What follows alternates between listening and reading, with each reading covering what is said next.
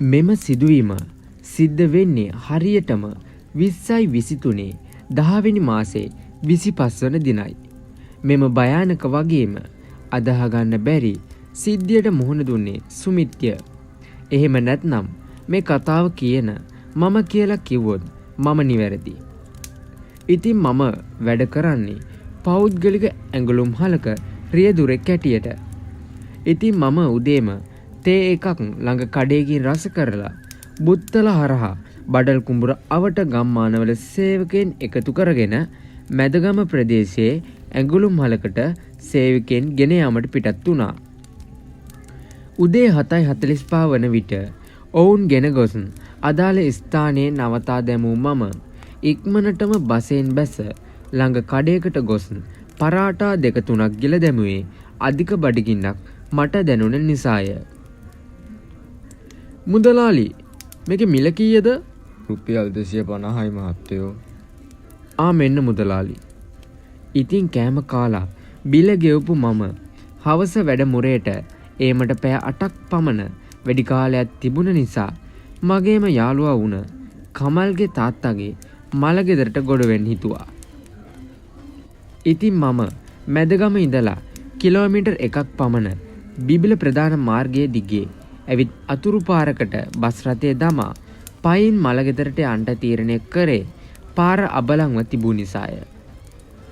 ඉතින් මල ගෙදරට ගිය මම එහි තුබූ වැඩ කටයුතු වලට උදව් පදව් වී මිනි වල කපන ස්ථානයට ගොස් වල කැපීමටද උදව් කර අහවර වෙන විට වේලාව හවස 3 පමණ වෙන්න ඇති.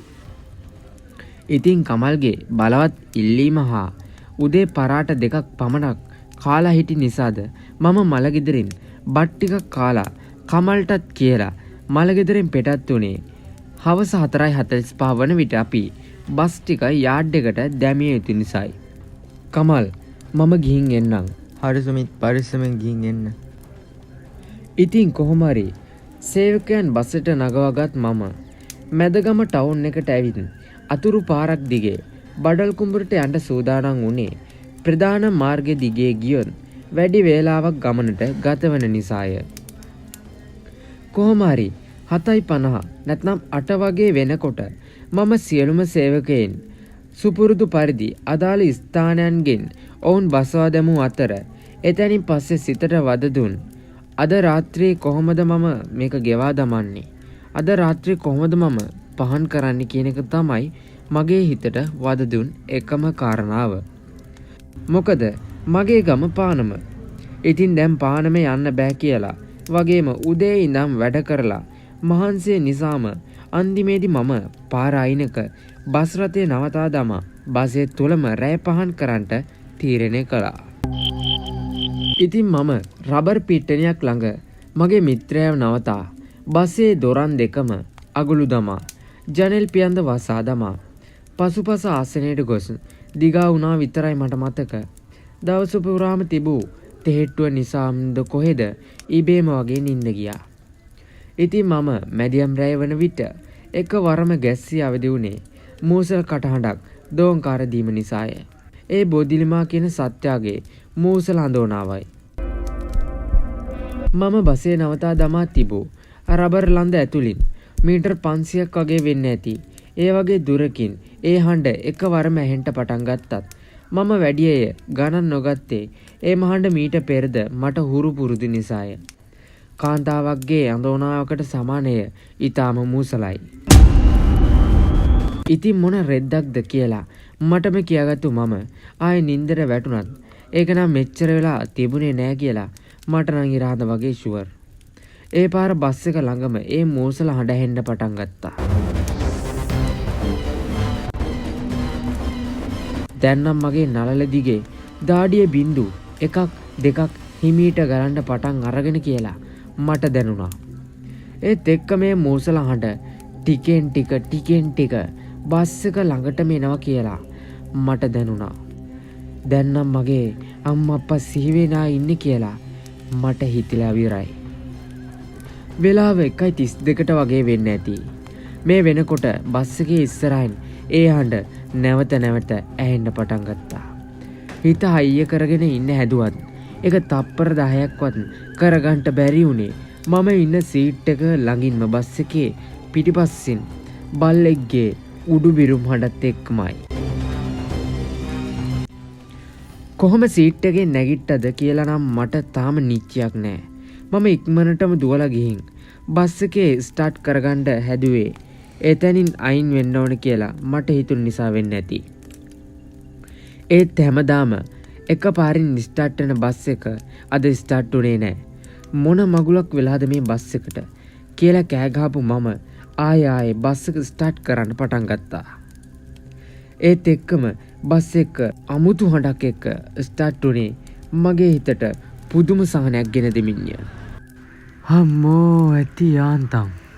ඒත් එක්කම ප්‍රෙස් එකට ගියර් එක දාගත් මම ලයිට් එක ඔන් කරේ කොහොම හරි බස් එක අරන් යනවා කියලා හිතාගෙන. ඒ වුණත් ලයිට් එළියෙන් මගේ බස් එකට මීටර් 50ක් වගේ දුරින් තිබ්බ දේ දැක්ක ගමන් මගේ පපුව අයිස් සතුරෙන් හේදුවා වගේ හීතල වෙලා යනවා විතරයි මට මතක් වුණේ.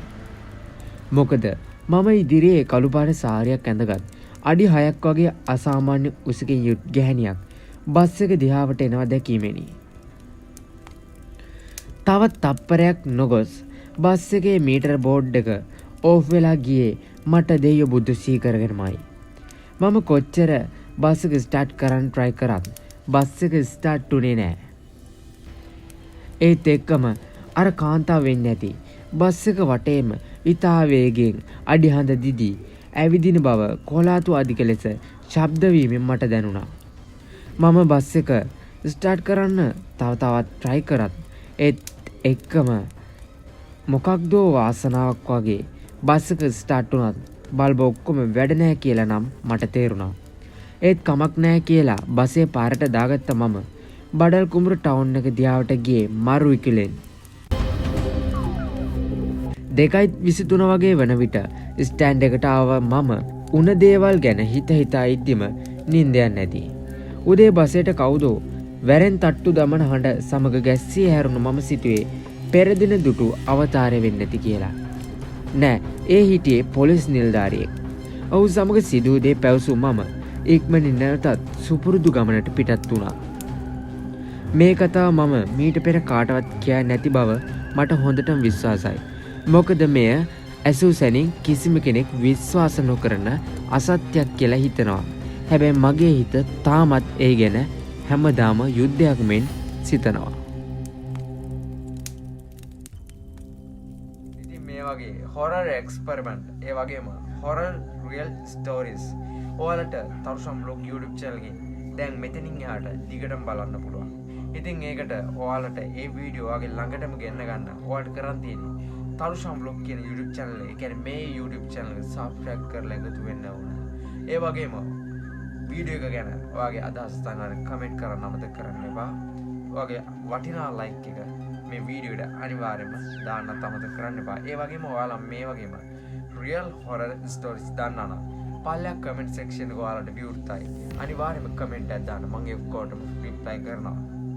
ඉතින් මේ වගේ වීඩියෝ හැමදාම බලන්න කලින් වගේ channel subscribe කරන්න. මේ වගේම අලුත් හොරර් ස්ටෝරියක් අරගෙන ඉක්මනට වෙන්න මම තරුෂම් බ්ලොග් අදට ගිහින් එන්න සුබ දවසක්.